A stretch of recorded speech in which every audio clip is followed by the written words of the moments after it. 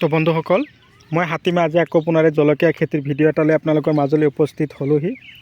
তো বহুত দিন অপেক্ষাৰ অন্তত আমাৰ মাজত বৰষুণ আহি পালেহি। একেৰাহে 2 দিন আমাৰ মাজত বৰষুণ অহৰহ পৰিয়ে আছে। তো খেতিৰ কাৰণে বহুতে ভাল হৈছে। কিন্তু লক্ষ্য কৰিব, বৰ্ষাকালত বিকিবৰ কাৰণে আমি জলকীয়া খেতি কৰিছোঁ, ঠিকেই আছে। কিন্তু খেতি যদি পানী জমা হৈ থাকে নহয়, তেনেহ'লে কিন্তু শিপাৰ প্ৰব্লেম দেখা দিব। তাৰ কাৰণে কিছুমান ঔষধ আছে, আগতীয়াকৈ ৰেডি ৰাখিব। পানী যাতে ওলাই যাব পাৰে তেনেকুৱা মাটিত জলকীয়া খেতি কৰিব। আৰু বৰ্ষাকালত খেতি কৰিবৰ কাৰণে কোনটো জলকীয়াৰ পুলি আপোনালোকে পচাব। তাৰ উপৰিও এই জলকীয়া খেতি কৰিবৰ কাৰণে আপোনালোকৰ গোবৰ সাৰ কিমান দিব লাগিব, ৰাসায়নিক সাৰ কি খটাব লাগিব, কিমান পৰিমাণে দিব লাগিব, আৰু কিমান দিন পুলি আমি প্ৰস্তুত কৰোঁতে সময় লাগে। তো আজিৰ এই ভিডিঅ'টোৰ আপোনালোকৰ লগত সম্পূৰ্ণ কথাখিনি শ্বেয়াৰ কৰিম। আপোনালোকে মোৰ ভিডিঅ'টো স্কিপ নকৰাই ভাল হ'ব, আৰম্ভণিৰ পৰা শেষলৈকে চাব। যিটো খেতি আপোনালোকক দেখুৱাই আছোঁ, এইটো খেতিত কোন ধৰণৰ গুটি পচাইছিল আৰু কেনেকুৱা কিমান দিন পিছত গুটিৰ পৰা যেতিয়া পুলিবিলাক প্ৰস্তুত হ'ল, কিমান দিন পিছত লগাইছিল, কিমান ডিষ্টেঞ্চত লগাইছিল, আৰু পুলি লগোৱাৰ পিছত কি পয়জন ঔষধ স্প্ৰে কৰিছিল, ফাৰ্টিলাইজাৰ কি খটাইছিল। তো আজিৰ এই ভিডিঅ'টোৰ মাজত মই আপোনালোকৰ লগত সম্পূৰ্ণ কথাখিনি আলোচনা কৰিম। কথা হ'ল, আপোনালোকে যদি মোৰ চেনেলৰ নতুন ভিউৱাৰ্ছ হিচাপে আছে, তেনেহ'লে মোৰ চেনেলটো ছাবস্ক্ৰাইব কৰি দিব আৰু কাষত থকা বেল ঘণ্টিটো লাহেকৈ বজাই দিব, যাতে এনেকুৱা ধৰণৰ উন্নত জৈৱিক, ৰাসায়নিক আৰু বৈজ্ঞানিক পদ্ধতিমতে কৰা খেতিৰ ভিডিঅ' ন'টিফিকেশ্যন অলৰেডি আপোনালোকে পাই থাকে।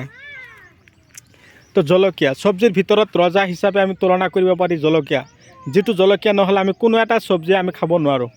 সেইকাৰণে জলকীয়া খেতি আমি কি কৰিব লাগিব, বৰ্ষাকালত কৰিবৰ কাৰণে আপোনালোকে যিটো খেতি চাই আছে, এইটো দিয়া হৈছিল চিনজিন্দা কোম্পানীৰ আকাশী 10।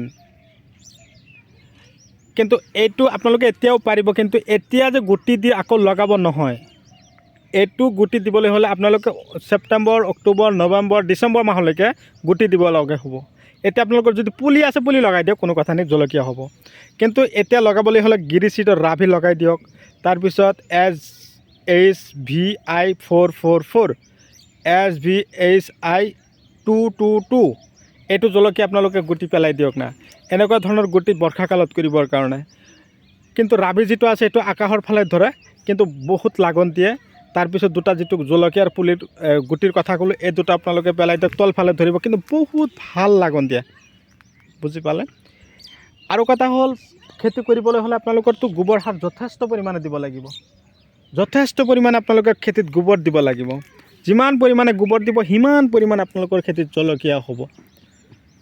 আৰু এটা কথা হ'ল মানে কি, খেতিত ৰাসায়নিক সাৰটো দিবই লাগিব। Super phosphate 50 kilo, urea 15, DAP 15, potash 10, এইখিনি দি তাৰপিছত হাল মাৰিব, ময়া বধূলি মই কৰিলে।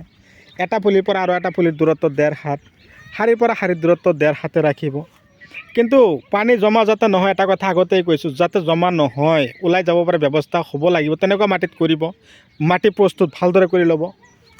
তাৰপিছত আপোনালোকে কি কৰিব লাগিব, গছৰ গুৰিত স্প্ৰে কৰিব। কোনটো?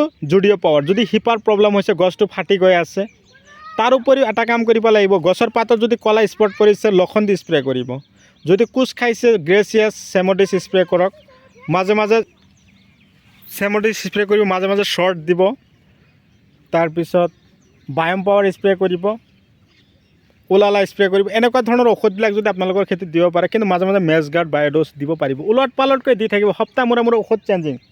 এনেকুৱা ধৰণৰ ঔষধ চেঞ্জিং কৰি থাকিলে আপোনালোকৰ খেতিত চাব যথেষ্ট পৰিমাণে আপোনালোকে ফলন আশা কৰিব পাৰিব।